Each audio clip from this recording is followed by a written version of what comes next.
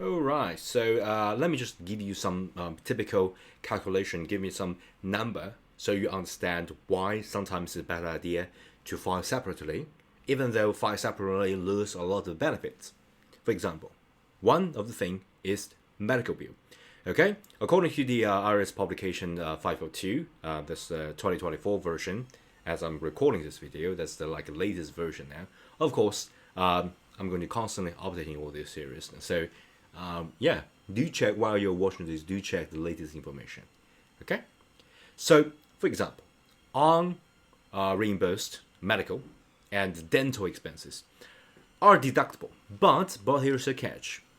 There's a concept called AGI. Okay, that's the adjusted gross income. Okay, you get the adjusted gross income.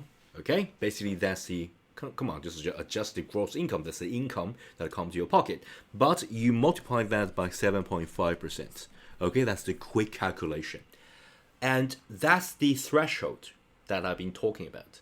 So sometimes you exceed that threshold, sometimes it does not exceed that threshold. Okay, and if just to think about this is like zero. Okay, this is like a threshold. The threshold is calculated by using the AGI multiplied by 7.5%. Okay, only when you exceed the 7.5% of AGI threshold, what is exceeded, that is deductible. Okay, so it's kind of a it's like a catch-22 scenario, right? So you have to exceed that in order to qualify for the deduction. Okay, so exceed deduction, yeah, catch-22. All right, so yeah, basically you need to reach that certain threshold. That's the threshold we're talking about, and that is the deductible. So deductible, right? So that amount is deductible. Okay, and why this threshold make a difference when you file separately or file jointly? Okay, so as I said in the previous series of videos, that if one of the spouse got a medical bill, okay, and if they file jointly, they got combined income. Okay, combine everything, to be honest, together, and if they file jointly, you got a combined income which is higher, right? That means you got a combined income which is higher, and then you multiply 7.5%, and then that will definitely get a higher amount you find jointly. Okay? If you just one of the spouse got a medical expense or medical bill, that you want to use that, you utilize to claim this, right? And make it deductible, right? You have to reaching a higher threshold because you combined everything here inside the AGI. Okay? Let me just give you some numerical example, so yeah, it'll make sense. So say one of the spouse, yeah, this calculation I'm going to erase it because I'm going to do this numerical example here. So for example, one of the spouse got an AGI. Just consider this as adjusted income, right? So for example, you got I don't know, $30,000 US, right? $30,000 US. Okay, and then in that specific year, you got unreimbursed medical expenses of say medical bill. Come on, it's a lot. So say $10,000 US. Okay, that's the medical expense. So I'm going to use the same math. Okay, that equals to this. Okay, that's a lot. Think about this. Just the AGI is the $30,000 US, and they got a $10,000 US of a medical expense, right? And on the circumstances of their itemized. Okay, so itemized, that's we are going to use this proportion 7.5%. Okay, so that will give you approximately 2,250 US dollars.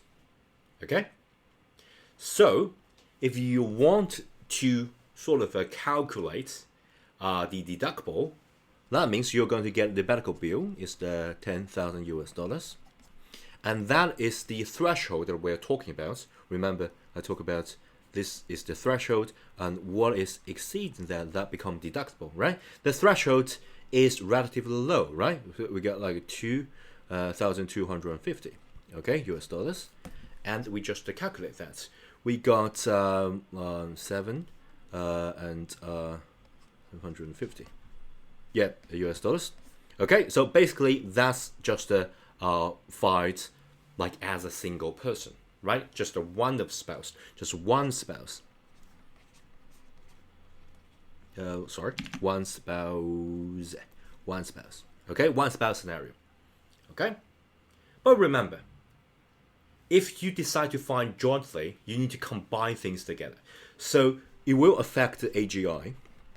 Okay, the AGI will not be just a one spouse AGI, but rather two spouse AGI. You can combine it, and that you can't change it. Okay, you can't change it because it's one of another spouse. Okay, so for example, as I said, for example, one spouse got like a relatively lower income, so AGI is 30,000 US dollars. That's a relatively low. For example, the husband or the wife is rich, right?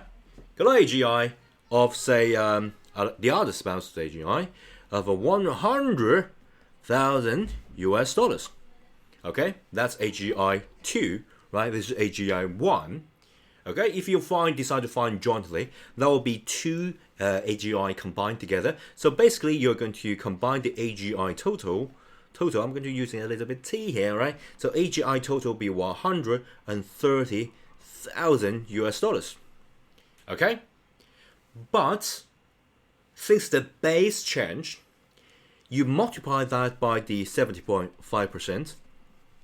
Okay, that will give you a really high threshold. It becomes a little bit hard for you to reach that threshold.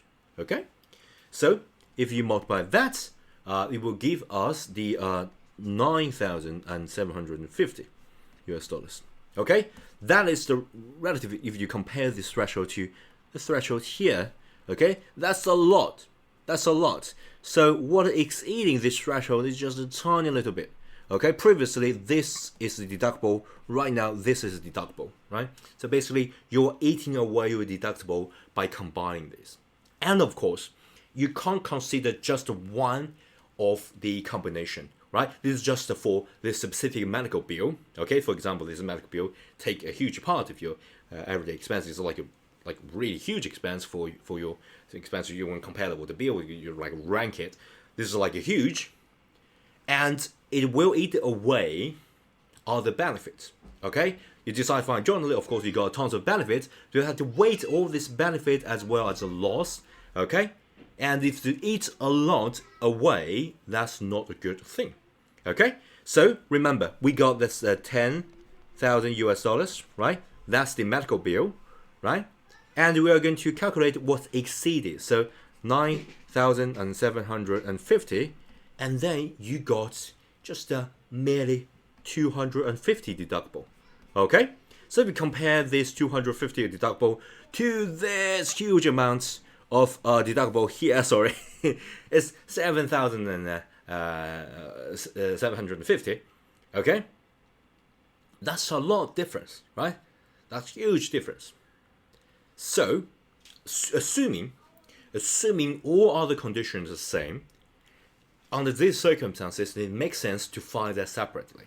Okay, but if the other condition is not the same, okay, so for example, you get all the benefit that you can claim, then you have to consider the difference. Okay, which one's the benefit for you? And of course, there are also other difference. For example, if you go through like a divorce, you don't trust your spouse, or if they're like things is messy, you have to hire someone to do that. That will cost money. So you have to consider the pros and cons and give you the final answer. Okay.